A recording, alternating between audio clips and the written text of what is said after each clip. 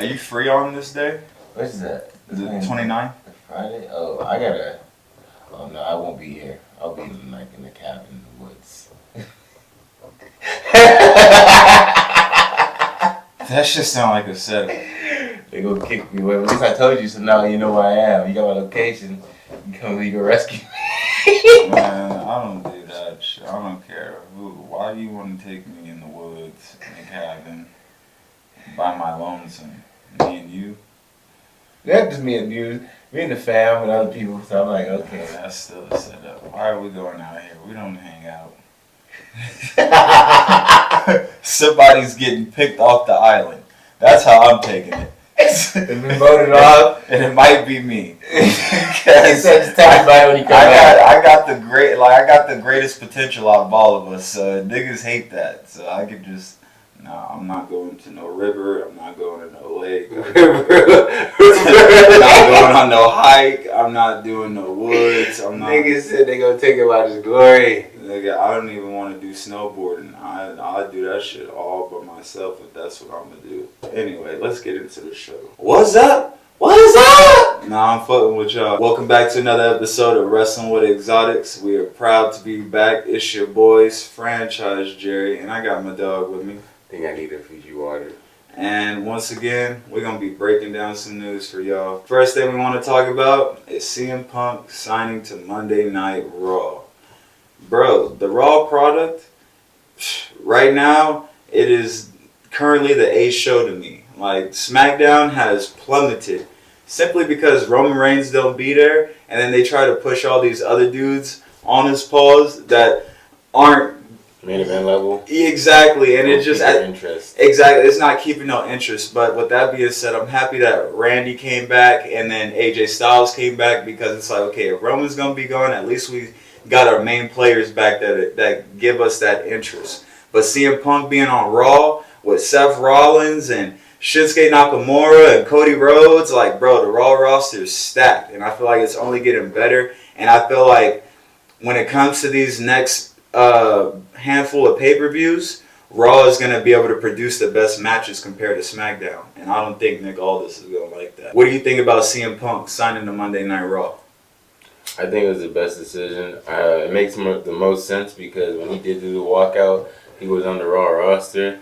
And I know within himself, he did have success on SmackDown. And even though he had those legendary championship feuds with he had a lot of success on SmackDown. Even though he had those matches with Jeff Hardy and like Straight Edge Society and stuff like that, he would have loved for that to been on the forefront, the flagship show Monday Night Raw, because he was on Raw first. But he saw that he was never looked as the main event guy. That's why they had Randy kick him in his head and strip him off his belt. The nigga said, next thing I know, Randy kicks me in the head. I wake up and they tell me I'm not WWE champion anymore. Hey, that's how you create a villain right there, boy. Yeah. So I remember I was visiting in New York in that time, and I was so shook that CM Punk lost that shit because I was so hyped that it was finally like a new world champion. Like, it wasn't somebody who was the status quo or like they're pushed on towards. You could tell like CM Punk was one of the few natural rises in the industry at the time. Yeah, for real. From the ground up, bro. Real true success story. CM Punk is my dog. Top 5 favorite wrestlers of all time. And him being on Raw, man, like Vince McMahon like to say, I'm about to shake shit up a bit.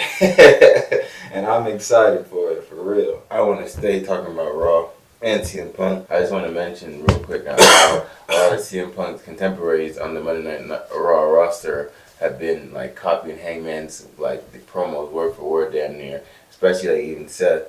And it's just crazy to me because I feel like even though it's not necessarily coming from a direct side of animosity with like Seth in this regard, he does genuinely probably hate CM Punk.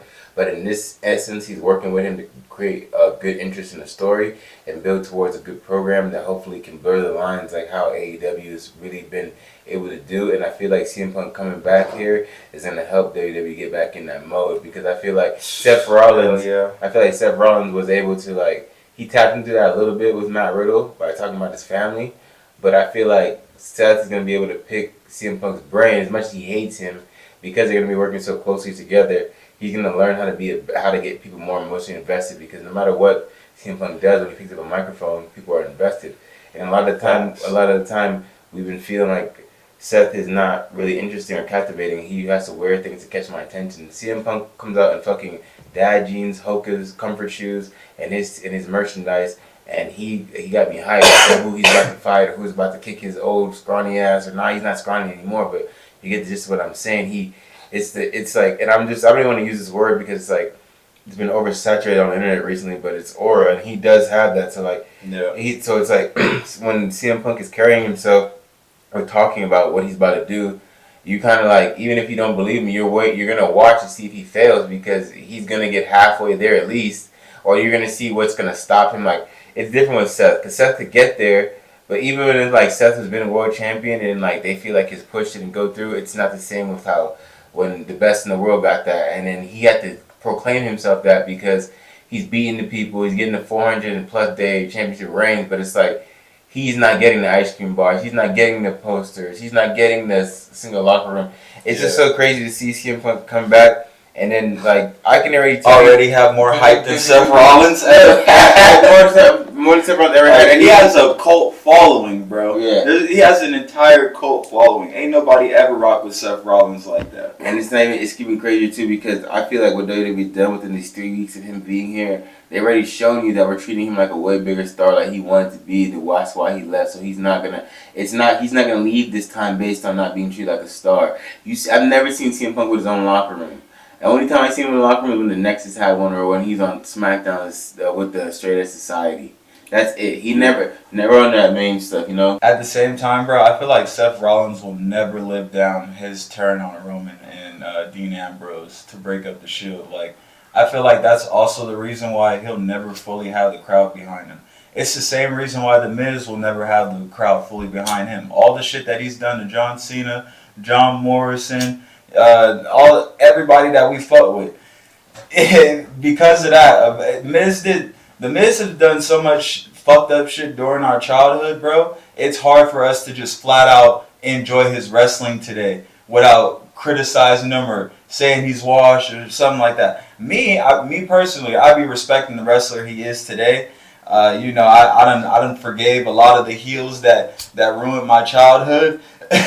But but yeah, that's pretty much my overall point with Seth Rollins. I feel like he'll never live down that moment, which is why he'll never have the fans fully behind him. And I feel like that's also why I feel it just eclipses him when it comes to stardom and stuff like that too. Because CM Punk didn't start off coming up as like he had that like real indie darling, like I made it. Like that's why I feel like CM Punk is like a legend, because he can go in like a company like AEW, and then like he was hyping that Ring of Honor because why? He had real ties, and he's a former Ring of Honor champion.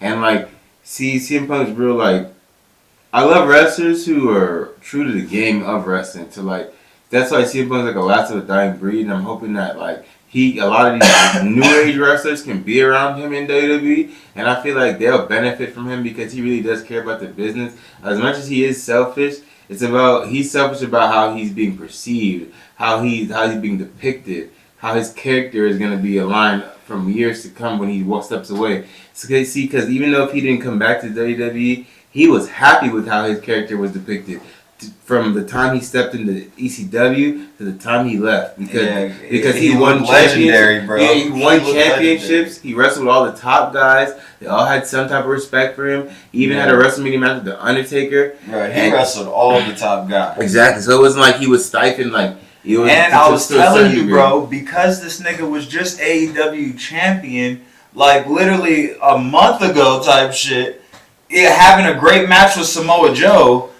That'll be the whole reason why he gets a world title like sooner rather than later. Like, you know, like how Cody Rhodes ain't getting it because he ain't never really been in this scene like that. Like, CM Punk, he's been drenched in this scene already. So, like, that's why it's about to be a no-brainer if he do go over Seth or do win some type of championship at WrestleMania or right after. I will say, though, I feel like they're doing this the right way, though, because they have me invested, and they're trickling the tidbits and the pieces in the right way. So, like, Seth and CM Punk have met in the ring face to face like on 2 occasions, and Seth just berated him, and I feel like CM Punk is just saving it because he knows he hasn't really earned anything yet, bro. So he hasn't won the championships or won any credible matches or even been in a match yet. Right. So that's why he told him that's your one receipt to talk to me like that because you are the champ, whatever the case may be. But I love the fact that he's going for this World Heavyweight Championship, and that's a better way to solidify that championship. I really like the way that he ignored everything that Seth said. Yeah. Seth was like, "Don't call this your house," and all this other crazy ass shit. And CM Punk just said what you just said. Like, all right, that's the last time you're gonna disrespect me. I'm joining the Royal Rumble. Like, completely ignored all of that shit.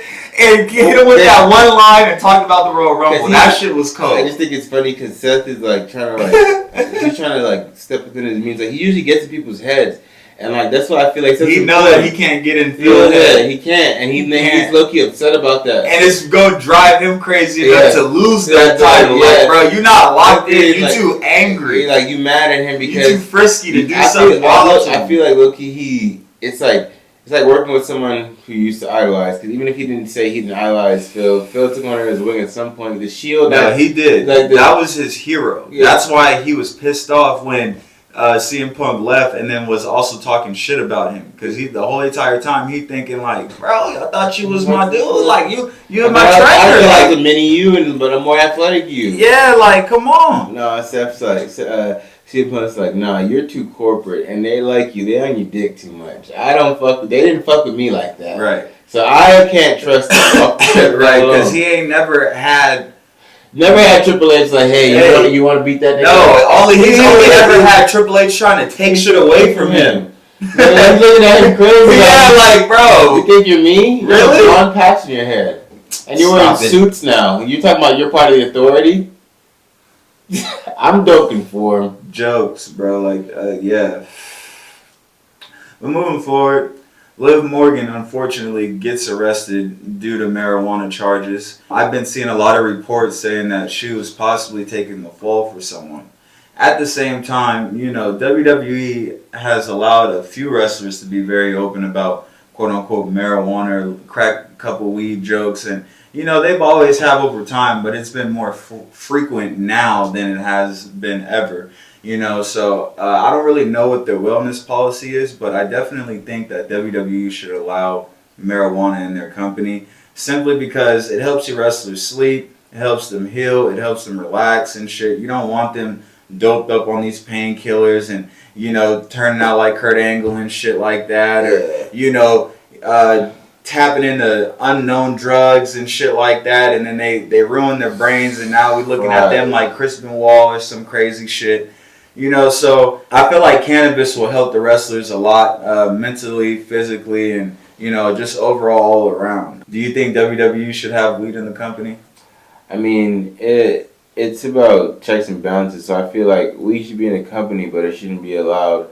Like, okay, no one should be smoking before the match. It's kind of like the same for the NBA, bro, but like in WWE, we gonna know. Yeah, because you're more in the screen than NBA, but like, nigga, I done seen a few NBA players out there on the court, and they're blitzed. High as a bitch, bro. Eyes tighter than mine, can barely see out the motherfuckers. The name that instantly come to mind is Brandon Ingram. That nigga be looking cooked in all of the post-game interviews, just... Yeah, no, we're gonna go with that. Yeah, nah. Like, really? So imagine Cody Rhodes coming to the show off an edible or something, bro. Oh no, nigga. Cody got swag. Cody gonna say some funny shit. Cody got swag. Yo, like. I can see how it could be harmful though to the company. A quick sidebar. I'll get back on track, but that's why I don't like Cody being around the Young Bucks because they didn't in the BT they had him saying some out of pocket shit. But that also showed me I always knew Cody had a funny side to him or like he could be comical, and they brought it out of him. But it's like they're just doing the wrong shit. Got him making all kind of weird slanderous jokes. I'm just like, it's like 13-year-old white boy humor. Like Cody, you could say some funnier shit than this. And I know it's the Young Bucks. Cody got low-key culture. He hilarious. He got ain't got no rhythm, though. That one reel he made with Nia Jax, and the nigga was doing left, right? That nigga cannot move. I wanted to hit that nigga with some oil like the Tin Man, just then. All right, go ahead. So you, right, and get your shit going. Cody, go ahead, man. No, I definitely think WWE should have weed in the company, bro. And I hope this doesn't affect Liv Morgan's career going forward. You know, a lot of the greats have been locked up. Charlotte, Roman, you know, Brock, Kurt, Chris Jericho, you name them. Like, they've all been locked up. They mug shots, Jay and Jimmy. Shit, Jimmy was just got out of jail like what 2-3 years ago for that DUI that he had got. Yeah. So like, you know, and y'all still pushing him. So I really hope that this doesn't affect Liv Morgan's career, and I hope that she's still able to win, you know, multiple world championships versus it being like a Rob Van Dam type of situation. You know what I mean? Because that was fucked up. I like to do her like that, dude. Like, you know, it hurts me to see we go back and just think about Rob Van Dam. Like, bro, that's heartbreaking. Gave it to you. They made him an undisputed champion in his own right. And then he's like, and then he just took it away from him, bro. It didn't even only last like I want to say like 2 weeks, bro. Even if that, and it's crazy to think so because Triple H held him down from getting it in 2002. Yeah. So it's like I feel like Rob was just like whatever, and he finally got it. Mm-hmm. It was like, oh, I'm celebrating. It's like, bro, no, you got to move different. He's the only one to have that ECW world title. Championship. Yeah, and the WWE Championship with the spinner, like, bro, time legendary. But that's my overall point, bro. I just really don't want to see that happen to Liv Morgan because what's gonna happen next? She's gonna leave the company, go to Ring of Honor somewhere, and then she's gonna blow up, become this big ass star, kind of like Toni Storm. You know what I mean? Toni Storm left the company and blew up, and now she's the shit in AEW. You know what I mean? Like, WWE is gonna be itching to re-sign her one day, but I don't want Liv Morgan to have to go through those trials and tribulations and shit like that, and think that there's something wrong with her character or something like. Absolutely. You know what I mean? Like, I just hate that she even got involved with this. At the same time, I think she's a real ass person if she is taking the fall for someone because you you putting everything in jeopardy to help out this one person. You know what I mean? Yeah, that's crazy. Like, because this can have major impacts on your career. Switching on to lighter subject matter. Let's talk about R-Truth and his Judgment Day jump in, because that's what he said. He said he got initiated. He said my initiation. He said he got jumped in. They blessed him in. And let's rewind this a little bit. Because R-Truth has been breaking into the Judgment Day locker room, causing a fucking ruckus, stressing people the fuck out. Jelly rolls on their couch. Like, all type of crazy, wild ass shit. So they finally, just get tired of this nigga and just beat the brakes off of him. And he even said, that shit hurt. Like, y'all was doing... Wait. Pause his whole sentence. He looked at Dave Priest and said, DP. Right. But I saw the only person that called him that. I looked you in the eye and I saw your eyes. You ain't mean that. You said you didn't like me. How everybody started cracking up. Even he started cracking up. I was like, oh my god. Yeah. So they all ended up beating R-Truth the fuck up, and unexpectedly, R-Truth comes out the next week, interrupting the Judgment Day as they kick off the show, talking about. Yeah, that was the initiation, pretty much. I'm in the Judgment Day now. And then he gets, apparently this match was already set up before, the show started, but it was basically like a street fight match type, Christmas theme thing. Yeah, Christmas themed street fight between him and JD McDonough. Now, but R-Truth put a different stipulation on it. If R-Truth win, he get to stay in the Judgment Day, and JD McDonough is out. And JD's already in, solidified, and his spot's not for grab, and Truth has never been in the Judgment Day, so how can he get out? So just I'm happy that they let that shit go. Because it's so funny to watch. Yeah, because that was great for television. It almost made me want to take back what I said about R-Truth last week, but my shit still stands. You can entertain us without cooning and acting dumb. Now, what we seen last night on Monday Night Raw, I can rock with that. R-Truth wasn't being stupid or nothing. He knew exactly what he was doing. He turned the tables on them, outsmarted them like, there's a loophole. I'm low-key still in the group. And I beat your big head boy. So now I'm really in the group. Not only did you jump me in, but then I beat your friend. So, like, R-Truth outsmarted the entire situation. He didn't come out on no dumbass shit, and he got the win. So that's what I was talking about, bro. You can entertain without shaming your people, bro. Like, that's the whole entire thing I was trying to say. No disrespect to him, because I fuck with Ron Killings. That's my dog, for real. What's up? What's up? Like, come on now, stop playing. That's my nigga. Yo, just see Troop come out there and get the reaction from the crowd. A lot of wrestlers who are half his age can't even do that. Not only that, he still got all the moves, does all the moves he used to do. And did he not have a good match for an old nigga like himself? Respectfully? About to be 52 next week. About to be 52 and the nigga was in there just, it just still moving, bro. He do that and spin, I'm like, oh shit. Like, hey, yo. Yeah, nah. Shout out Rowan for that match, bro. I'm real happy that, finally, bro, like, let's trend more in this direction, bro, because when you come out there and you don't know what city you in, you don't know what group you in, you don't know what match it is, like, you're embarrassing us, bro. He came in the middle of the Royal Rumble, put a ladder. That shit is hilarious. My point exactly. So please, the fans, don't get on here and say that, we tearing down a black man and all this other crazy ass shit. No, he's tearing down black people around the world, and we're trying to put an end to it. Stop it. Hey, Bobby Lashley don't come out here doing that. Yo, but I remember, I said this is better than what you used to do. I remember there was a point in time. Can I say real quickly? Kofi might shake ass, but he don't come out here doing this. Oh, I gotta tell you something about that too.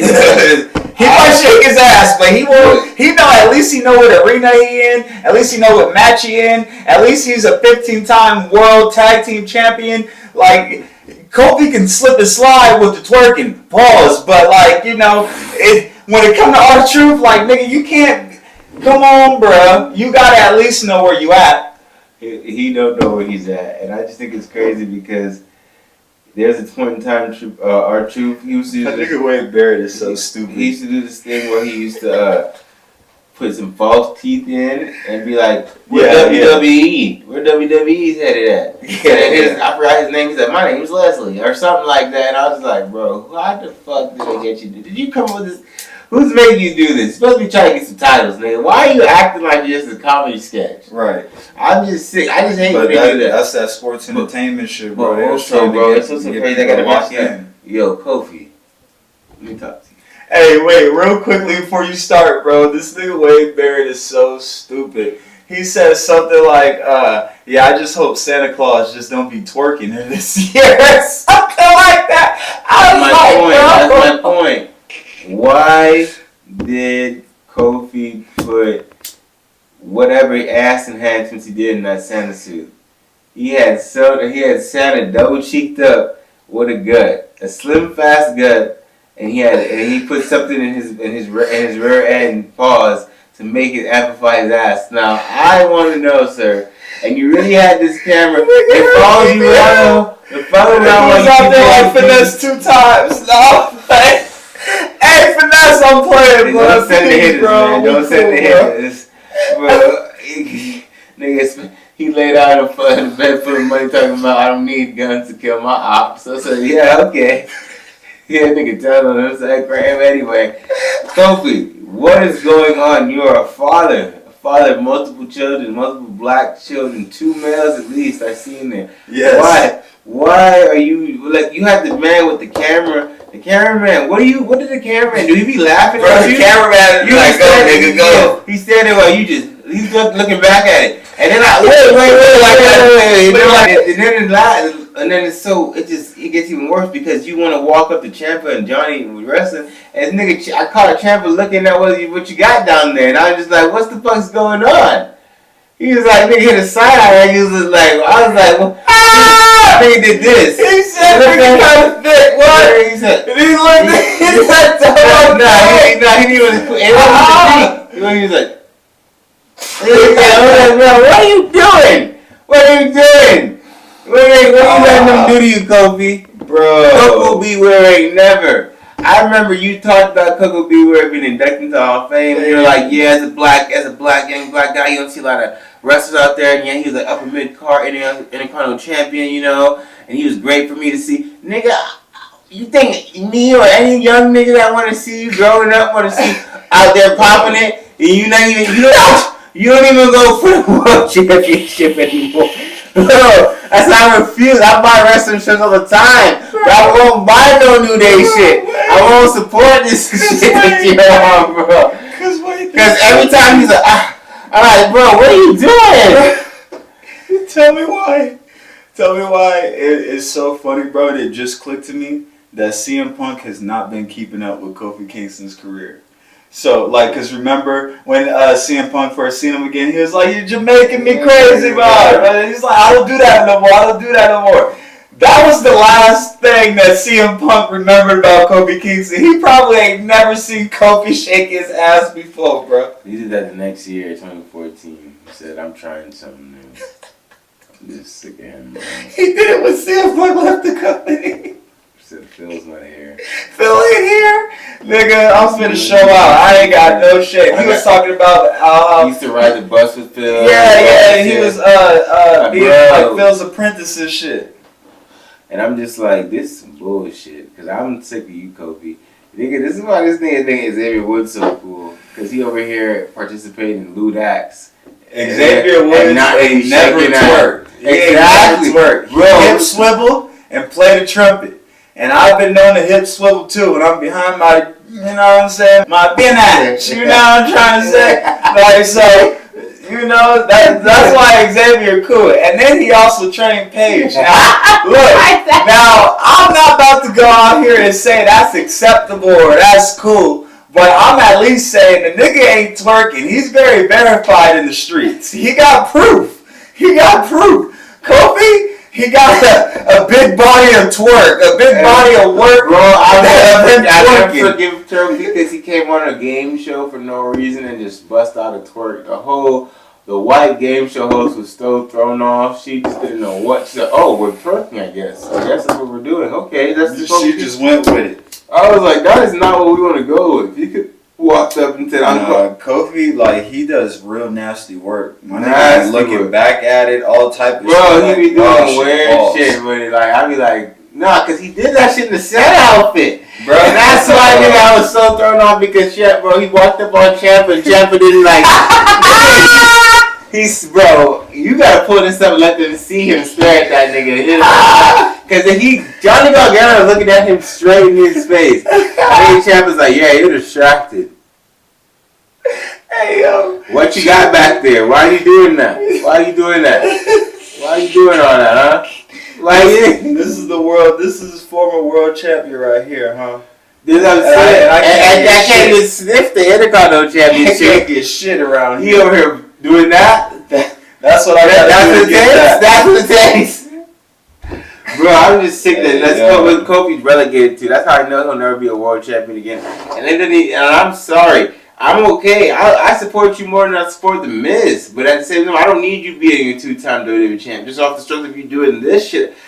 Once you hit that championship, that's a reset for your career. You could always look at it as like, yeah, I don't do that silly shit anymore. Once I got the championship gold, I could never look at my life the same. You know, that's believable because the mental is different now. But now, how you go from winning championships and you didn't even shake ass like that when you was that champion? That's how I know you wasn't proud of that shit. Yeah. When you were a champion, it's proud, but you don't have to give a fuck. So you're like, it's whatever. Like, you disgust me. Yeah, bro. It's really crazy how they always have Brock Lesnar stopping Black Reigns. Like, why? It's almost like a positive thing because it takes someone like Brock Lesnar to stop It's almost a like black person's reign. It's like kudos. Like, almost. Brock beat me. But at the same time, Kofi, 9 seconds. Bro, like, that's what I was about to say. The fashions that they have Brock Lesnar do it in is just so extremely disrespectful. Like, this is what that white power look like.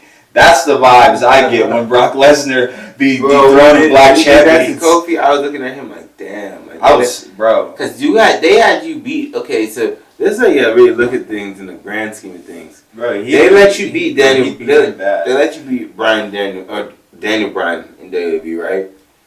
Even though Daniel Bryan's a major player in all wrestling people's eyes, like even people who are not wrestling fans, like diehard, they respect him, and like people who are part of that Yes movement that didn't know anything about his indie career, just was like this WWE guy. I like to see him succeed.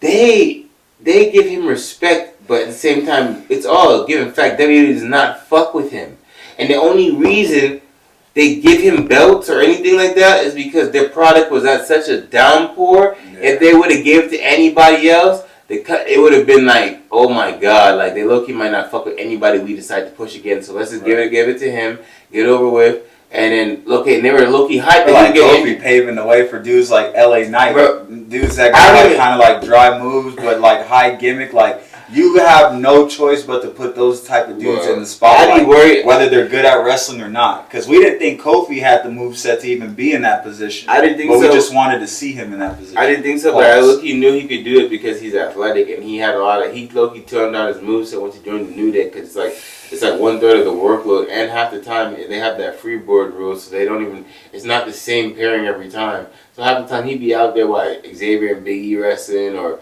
Different hodgepodge, you know what I'm saying? So I just think at this point, Kofi doesn't realize that WWE never really valued your reign because they had you beat Daniel Bryan, someone they didn't value. Then they had you lose to someone they value heavily. Like, heavily they value Brock Lesnar, bro. They don't value Bryan. And then they put you in a position to where it wouldn't even make sense to see you in that spotlight for like another 5 to 10, 15 years again. It's like, you go help for a tag team division. Go help others. Hey, if Kofi lead a company and go to AEW somewhere, I bet you he'll be a world champ. I wish he would. Bro, I just think it's crazy because Kofi don't even go for singles titles anymore. After seeing how they did Cesaro and Chris Jericho and them, bro, I'm like, yeah, nah. If that's what you really into, like, and want, Ali, boy, you better jump ship. Ali about to be over there, boy. Hell yeah. I'm already knowing. Ali definitely gonna get his, and he gonna probably get a TNT championship or some shit like that. But he not gonna get a world championship just yet. But definitely because he's a former cruiserweight champ.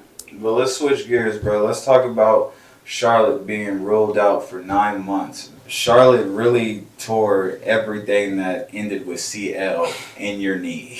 Okay, like that shit really fucking sucks because she was just starting to gain momentum. And we was possibly about to see a dynamic tag team between her and Bianca Belair. So it's really unfortunate that she has to miss 9 months of her career right now due to her tearing all of those various things in her fucking knee. But at the same time, you can kind of look at this as good for her because at least, there's space in her timeline now to where she's not just winning these titles back to back. I mean, she's barely been here a decade, bro, and she's already about to tie her daddy. You know what I'm saying? 14 on it. So that's pretty insane. And they don't want to overuse her or wash her down because she still needs 3 more to pass her dad. I love what it's gonna do for her career, bro. Giving us time off to refocus and change the scenery because I feel like. Yeah. At this stage, because I feel like they forgot to treat her like a Ronda Rousey or like somebody who's like a part-timer, but that is there often. You have to space them out or treat them like commodity. Like, for example, how many big name wrestlers do we see all the time? Sometimes they didn't even get written off the screen, but sometimes got a big match and lost or just disappeared. And I feel like we should see Charlotte as much as we see Roman. You know what I mean? That's exactly what I had in mind when I was saying it's like when I was giving that example because I feel like it all adds to the presentation of the wrestler and especially she already has that aura of the queen so it's like I'm standoffish. I don't need to come out unless I really see it. Right. Someone's been staking a claim to my possible throne, so now I have to show you that you're not that. Right. So exactly. So it's like that also entails a nice 3 to 4 month, maximum 6 months out. You don't see me, and then but now you felt like you beat everybody, but you haven't beat me. Right. And that's kind of Charlotte's whole thing. Every time she comes out, that's her whole game. You beat everybody, but you didn't beat me. So I just feel like, or I beat you multiple times, or I beat you first. exactly. So I need that title now because you never even beat me. So why can't you just give me the match? I don't gotta earn that. Beat you already. Right. So That's why she literally just walks to the front of the line every fucking time. Because WWE's written into a way she's beat everybody because when they started this resurgence in 2015, they wrote it so that way she'd be a dominant member. Because all the four horsewomen, bro, she's the most consistent from the beginning. Yeah. She was winning, and I feel like they saw that in her, and they're like, "You're so polished that like, if we continue to reward you, it's gonna make these other women jealous, and it's gonna push them to be better." And that's exactly what that shit did. All of them were sick and tired of seeing her go. She was the perfect one to do it, though. She was the perfect one to do it. And speaking of the four horsemen women, like I told you, bro, we might see Sasha back sooner than later. I knew WWE could come up with some type of contract or work out something with her to where she would pause everything and consider possibly rejoining the company again. I knew it wasn't something like, oh, this is unforgivable forever and all blah, blah. No, the only reason why she didn't resign last time is because they couldn't come to deals on the contract. You know what I mean? So it wasn't like there was like any like real animosity or anything crazy. Like she was down to come back. It was just about that munyan. The munyan wasn't looking right. And the respect. You know what I mean? So now it looks like the munyan and the respect is where it's at because she can either go to AEW, she can go to WWE, or she can go to TNA. And she ain't made her decision yet to where AEW pulled out of talks with her. Like they like, yeah, no, we don't know what she thinking. We thought we had her, but nigga, that was probably one of AEW's greatest fumbles right there because she could have turned up that entire division and she could have walked over everybody there. She would have been the best wrestler there, off the rip. I can't name anyone on that roster better than Sasha. I still want to see her go there just because I feel like she could build. Like I want to see like Mercedes Moné, Sasha Banks have that reputation to go wherever she goes. She's an innovator and turns shit up. Not because I feel like she needs to prove anything there. I just feel like she would literally turn up and see her go against Toni Storm. See her go against Saraya again because she broke her neck.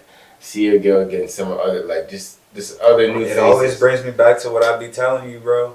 At the end of the day, WWE is where it's at, bro. Like that's just that's just where it's at. You know, it's the Big Brother company. That's where everyone strives to go. And you know, once you've been there, and especially if you've been there twice, like you know, you really it. Like FTR, for example, or the Club. You know what I mean? Or Luke Gallows, bro, was Festus and all type of dudes, bro. They keep bringing him back. So you know what I'm saying? So yeah, bro, like WWE is just where it's at. That's why CM Punk didn't go to TNA when he left, or nigga New Japan or anywhere. Nigga, he went to WWE, and especially since they just signed that contract with UFC and the other brand, like she's like, I'm gonna get that money. It's about that money, and bro, like there's a bigger fan base. Like bro, WWE is broadcasted around the world. They get this shit in countries that nigga don't even got Wi-Fi. Like, okay, like all type of wild shit. So, yeah, bro, it just makes sense. In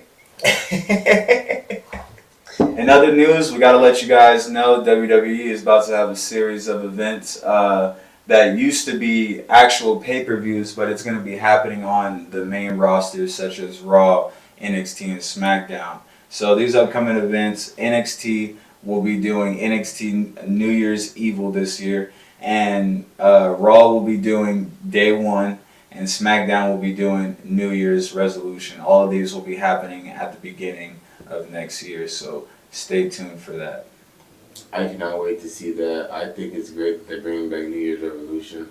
I'm a fan of a lot of the older pay-per-view names, and I think they need to usher those back in.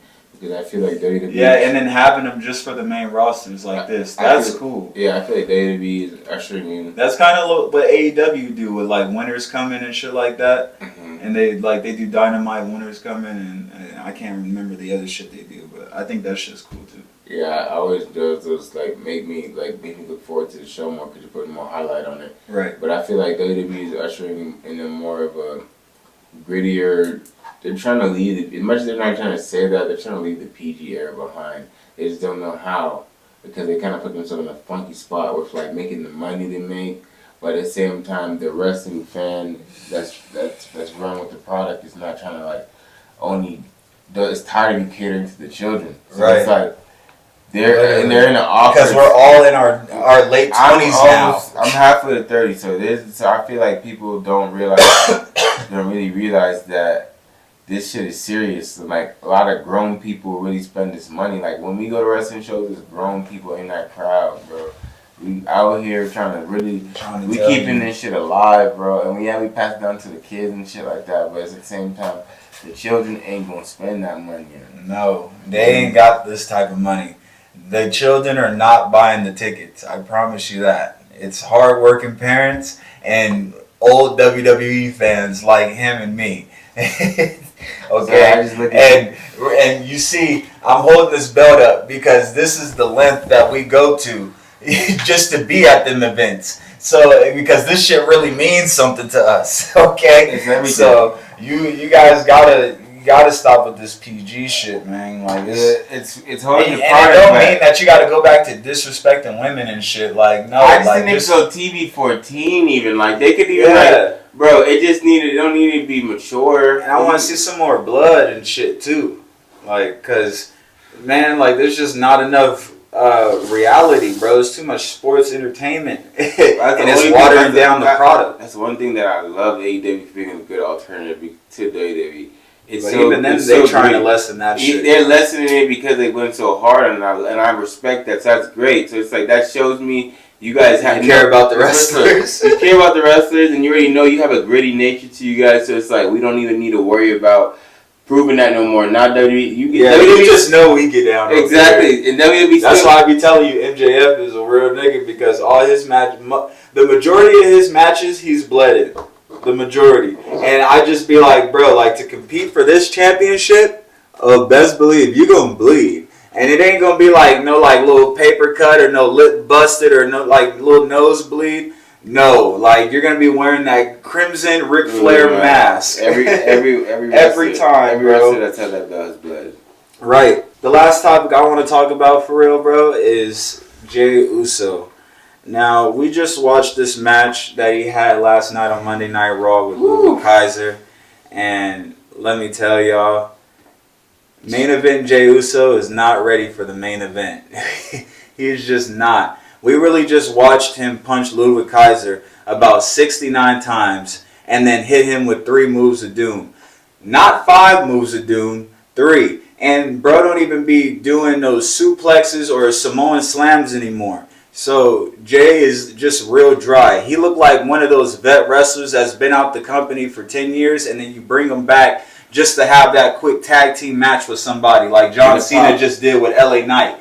He, like, you know, on a bare minimum. He gonna do a bare minimum, and that's exactly what it is, bro. Like, Jey has been in a tag team too long to look normal outside of that and know what to do outside of that. He looked like he's still waiting to tag in his brother. Yeah, like he looked like he wrestling to finally get a hot tag eventually. Like, so I'm not getting the main event vibe from Jey Uso no matter how crazy they try to push him. I think the best thing for him to do is just to go to NXT, home in on some new wrestling skills and some new wrestling moves. And then at the same time, you can be helping out the talent down there. And I'm pretty sure Shawn Michaels will book him correctly. You know what I mean? Definitely think so as well. I can kind of second him going to NXT, but then again, he could go to NXT and they could just give him more accolades and he don't improve. But I say NXT only because where else is a super kick, a spear, or a frog splash gonna get over, bro? Like, come on now. Like, who on the main roster is just going out like that? Yeah, that's like, not it. Come on now. Like, what are we gonna do with that? It's 2023, bro. You're not about to beat me with this frog splash. If you're not Eddie Guerrero, Rey Mysterio, or Dominic Mysterio, you are not beating me with a frog splash in 2023 or 2020 ever. Okay? It's just not happening. No, that's not going down. Yeah, man. NXT would love to have Jey Uso. I'm sure the crowd would go stupid. They would, all this, bro, they would eat it up. Pause. And for our final segment, we're going to be referring to AEW's Continental Classic. And in regards to that, bro, this shit, I'm so hyped on it just because it's like focusing on wrestling. And I feel like it's getting AEW focused back on what's important, the actual wrestling in the ring. And yeah, we have the Devil storyline going on, but I'm more concerned with like who's gonna win this Triple Crown championship, because I feel like it's gonna be kind of vital to them kind of making Ring of Honor more important, because think about the caliber of people that are in it, and they've kind of already shown you that it's not gonna be anybody that's kind of low or mid tier like Eddie Kingston or a Jay Lethal or anything like that. It's gonna be either a Bryan Danielson, a Jay Lethal, a John Moxley, a Swerve Strickland. Those are all, or Brody King or Andrade Elo, or these are all former World Heavyweight champions respectively in their countries and in promotions outside of AEW. So it's like damn. So whenever you're gonna be defending that shit, it's gonna be crazy. So I can't wait to see what that championship looks like, because AEW is phenomenal when it comes to designing belts. Yeah. I'm not gonna lie, bro. Like the AEW championship, like that belt is tough, bro. That belt is tough. I like the design, and the structure of the belt. Like it's a good looking belt.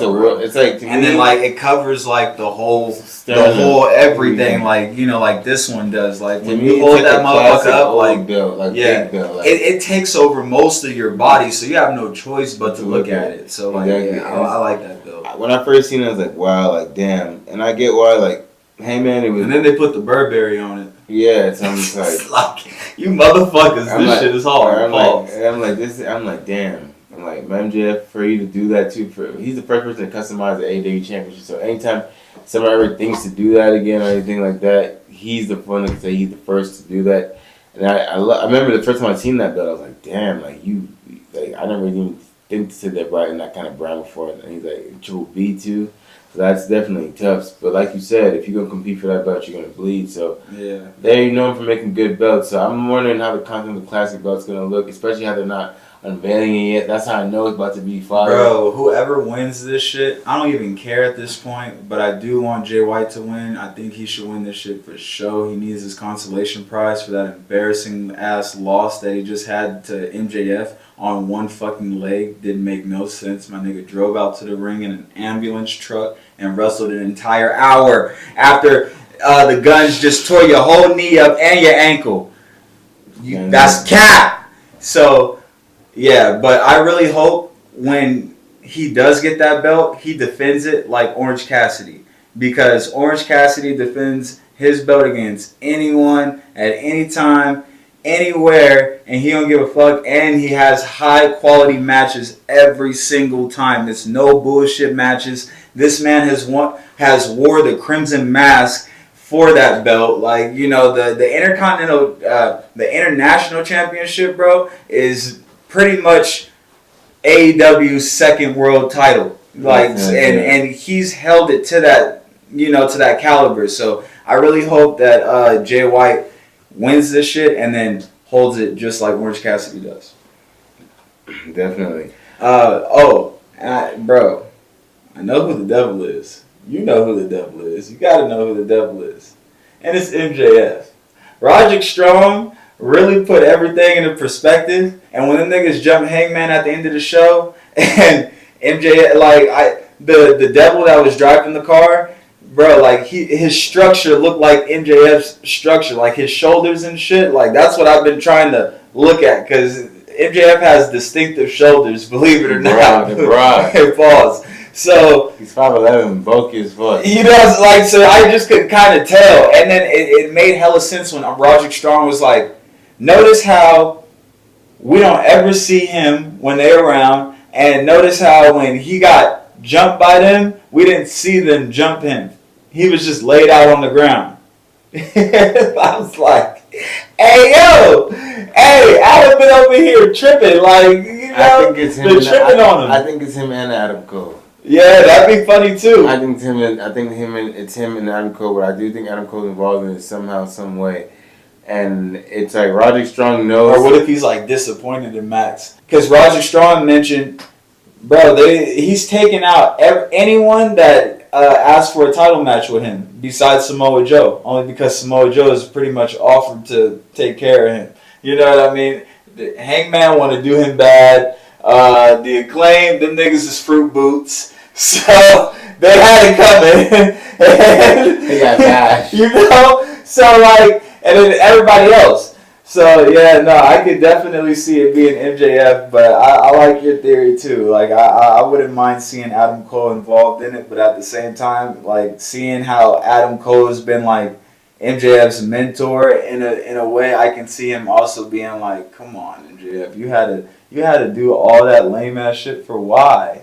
But I was kind of saying he was the devil at the beginning because I'm like, he the only one that wear that mask. He literally come out to the ring with that mask on all the time. And the only person I've ever seen else wear that mask was Aleister Black. So, yeah. Yes, sir. Can't wait for that. Till then, stay tuned for another episode of Wrestling with Exotics. Get faded. This has been another episode of Wrestling with the Exotics, the greatest wrestling podcast on YouTube. We appreciate everybody out there for tuning in. Make sure you guys also like, comment, and subscribe on this shit, man. Tell your friends about it. And at the same time, go check out our shop at pcfshop.myshopify.com. We got some gear on there for all the players around the world. Yeah, heard me. Again, it's your boy, the Franchise Kid, Franchise Jerry, and I got my dog with me. You got need a PG1, but you can call me Cam. Peace.